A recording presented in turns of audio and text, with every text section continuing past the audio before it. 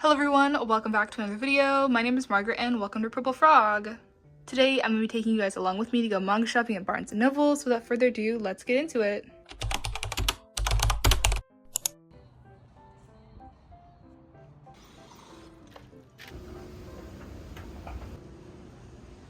Okay everyone, we have arrived, and the first thing that I noticed was this really big display of a whole bunch of figures.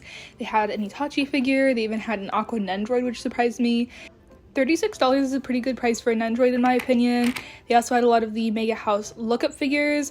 They were quite pricey though, $50 for one is a little bit much. They had the Nagi exclusive Q-Posket, I think it is, and a whole bunch of other like Freeran figures, One Piece, this really cute Byakuya lookup. Once again, a little too expensive for me, but really adorable. They also had the matching Ichigo one.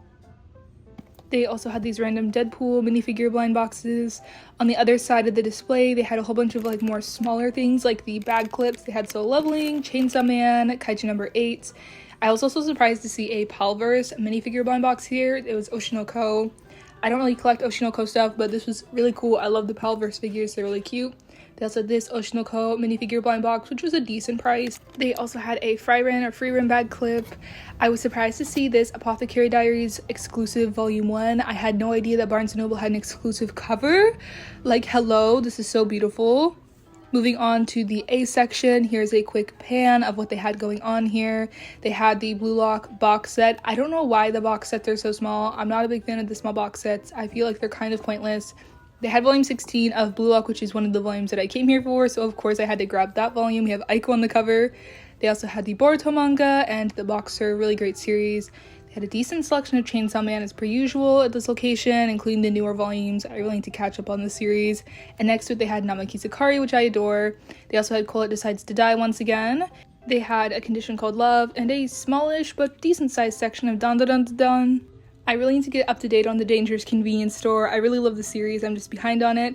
Here they have the Delicious Dungeon series, and of course Dr. Stone.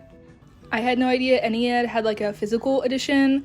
It was interesting because they had hardbacks and paperbacks, so I've never seen that before. Here is the small selection of Food Wars, and once again, of course, a large selection of Fire Force manga as per usual. I was surprised to see that they had a Ashita Nojo volume, very nostalgic. They also had another volume of Given. Once again, now I'm 2 volumes behind. I need to catch up on the series. They had a somewhat good selection of Haikyuu, including the new omnibuses. I don't know how I feel about that. I feel like it'd be nice if they released a box set for Haikyuu sometime in the future. That would be great. Here's another pan of just the manga section. There's a lot of volumes in a lot of different series here. Went looking for some Hunter x Hunter volumes, but they were all at the $11.99 price, so I did not end up picking any of these up, even though I do need them. A moment of appreciation for Initial D. I think the spines are looking really nice. Here's their Junji Ito section, which is pretty large, and the JoJo's Bizarre Adventure section, which is also pretty large, including the JJK section. This is another series I really need to catch up on. They had some odd volumes of Kami-sama Kiss, which always surprised me to see they have more volumes than just volume 1. They had Last Quarter. I believe volume 2 is the final volume in the series. Here's their Moriarty section. I believe I'm a volume or 2 behind on Mob Psycho. And then they also had My Gently Raised Beast and a decent selection of Nana. They also had No Love Zone. Here is their little section of Orb, which is really nice, and the Parasite hardcovers look really nice. They also had the S-Class Heroine. I had to circle back because I missed Firefly Wedding, which is the volume that I came here looking for aside from Blue Lock, so of course I had to grab it. They have Requiem of the Rose King, Sakamoto Days. I was really excited to see Semantic Error. I adore the series. They also had a decent selection of Seven Deadly Sins, which always surprises me because it does not seem like that popular of a series. A Sign of Affection, Skip and Loafer, this series which I've never seen before, that looks really cool. Their Solo Leveling section. Another new volume of Spy Family came out, so now I'm 2 volumes behind in that series. And then also another volume for SSS Class Revival Hunter, which I also need to get at some point. They had a good selection of Stepmother's Mansion, another series that I need to really catch up on. I'm still behind on a lot of series. They also had Tumblr's B-Side Volume 6, which is another volume that I came here looking for, so of course I had to grab that. Tokyo Revengers, which always looks amazing, like the art is really cool. This also Todai Revengers, never heard of it. Trillion Game, which is a newish series that's been serializing or publishing in English. Vinland Saga, Who Made Me a Princess, Windbreaker, which had Atelier, also looks really nice. Large selection here. Their end cap is a whole bunch of Danmei titles. Here is the other side of that like little end cap area with even more Danmei titles, mainly MXTX. I've never heard of a couple of these series before, like this one. They also had Yakuza's Bias and Yakuza Fiancé and Yona of the Dawn as well. Here are some more of their Danmei titles. This series always cracks me up because the male lead's a fish. Barnes & Noble always has a pretty good selection of light novels. I'm not really a light novel person, but it's nice to see they do have the selection. I circled back to the manga to look at some more Oshinoko or on High School Host Club. This manga end cap, which had a random selection of volumes. I don't know how they chose those. Here's what they had for Mashal, and I Want to Be a Wall Volume 3. I also need to get this at some point. And then here is their Freiren or Freerin manga. Fruits Basket, like the collector's editions, always look so beautiful. Same with the Full Metal. They're still pretty empty. I'm assuming from like their hardcover sale. They must have like been sold out or something. This really cool volume of Full Metal. It's really damaged though. They had a good selection of Demon Slayer as per usual. I'm not sure what this is. I think it's like a character guidebook, but it looked really cool. So I checked it out. I did not buy it or anything, but I just get curious because like I just see a whole bunch of random like Demon Slayer books, but they're not manga. But I like the foil on the cover. They had Black Butler, Black Clover, more Black Clover.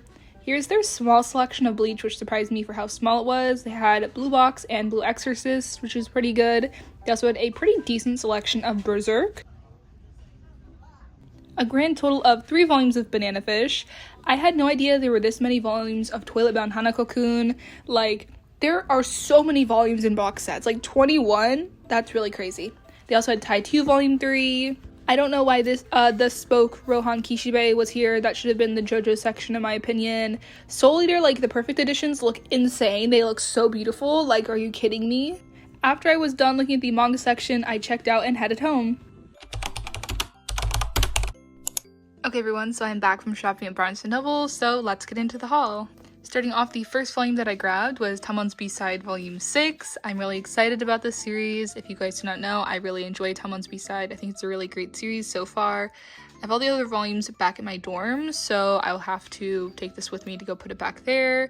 So it's $11.99 with the discount, so, well, and then I had the 10% off discount membership thing, so yay, I'm really excited that I was able to find this. The next volume that I grabbed is actually volume 1 of Firefly Wedding.